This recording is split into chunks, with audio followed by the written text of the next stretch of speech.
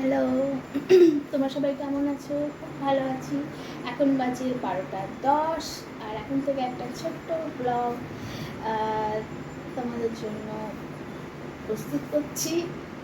কী সব বলছি, যাই হোক, মিশো থেকে এখনই একটা পার্সেল এলো, তোমাদের সামনে ওপেন করে দেখাচ্ছি। চলো, এইমাত্র মিশো থেকে একটা পার্সেল এলো, তোমাদের সামনে খুলি। আমি কিছু অর্গানাইজার অর্ডার দিয়েছিলাম।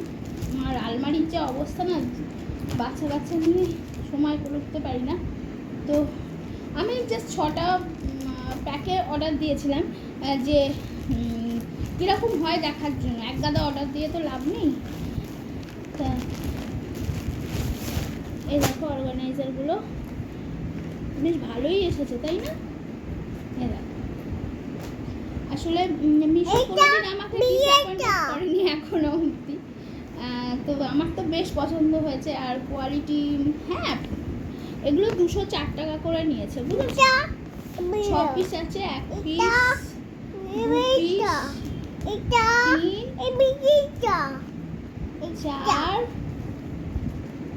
5, 6, 6টা 204 টাকা। কোয়ালিটি ভালো, আমি রিভিউ খুব ভালো ছিল, খুবই ভালো ছিল। আর আমার আলমারির অবস্থা দেখবে, তোমাদের দেখাচ্ছি। এই দেখো কি অবস্থা আমার আলমারির, ঠিক আছে? এটাই আজকে গোছাবো, গুছিয়ে একেবারে তোমাদের সামনে আসবো। তো চলো, এখন ছেলের খাবার করতে হবে। ছেলের খাবারটা করি। আর দেখেছো, চান্নান হয়ে গেছে, আর ওদিকে ছেলেরও চান্নান হয়ে গেছে। খাবারটা করি, তারপর রান্নাঘরে আমি এসে গেছি।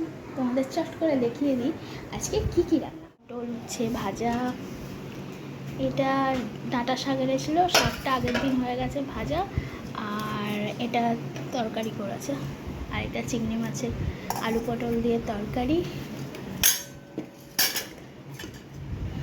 এটাকে শাক ভাজাটা বললাম, ওইটা, আর ডাল আছে, আর ভাত আছে, আর রাতের তরকারিটা হচ্ছে এই যে সোয়াবিনের তরকারি।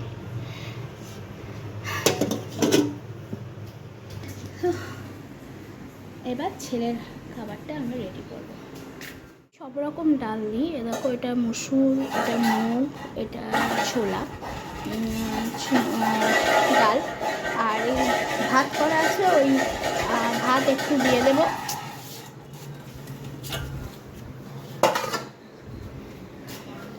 ভাত করা আছে, ভাত একটু দিয়ে দেবো, আর হলো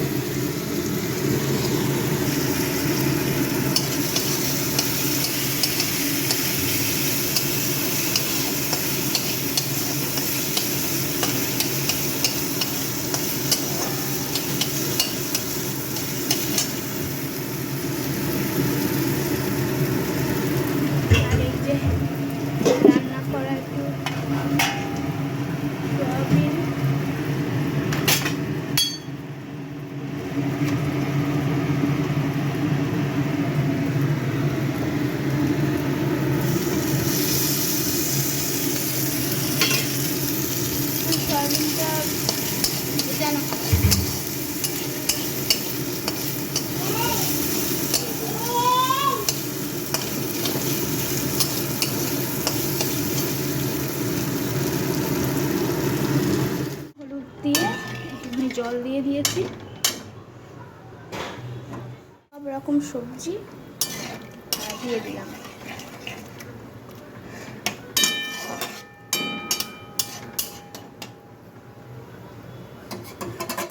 এই দেখো সব প্রেশার কুকারের মধ্যে ঢেলে দিচ্ছি। আর এর মধ্যে দিয়ে দেবো ভাত। আর একটু খেজুরের গুঁড়ো দিয়েছি।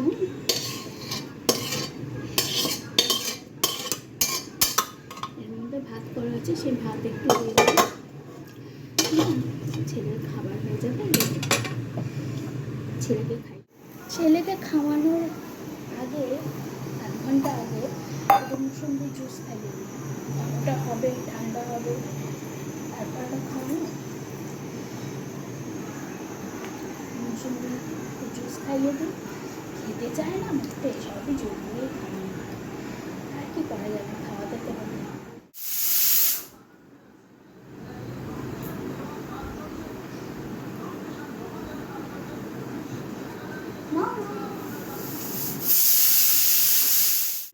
রান্নাঘরটার কি অবস্থা, ও খাবারটা ঠান্ডা হোক, তবে রান্নাঘরটা গুছিয়ে ফেলি। আমি খেয়ে উঠে না কিছু ভালো লাগে না করতে।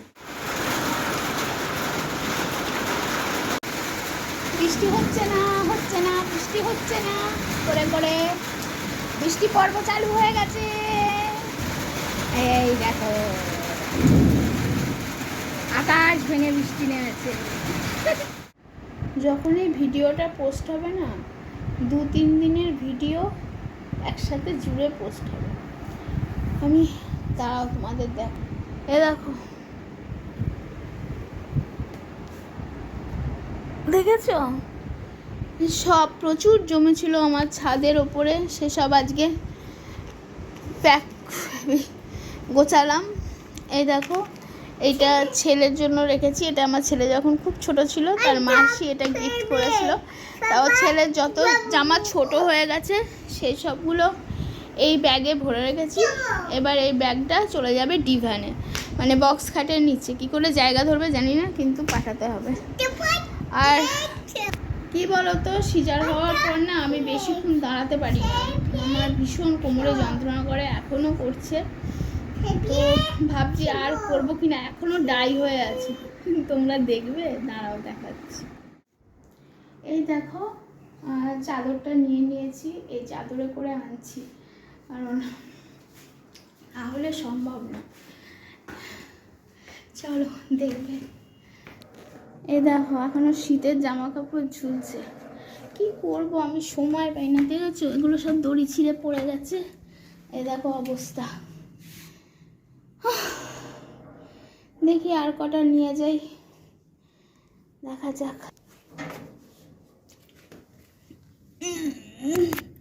একটা জায়গায় ফোনটা রাখলাম, এবার চাদরটা পাতবো। এই নিয়ে 2বার গেলাম জানো।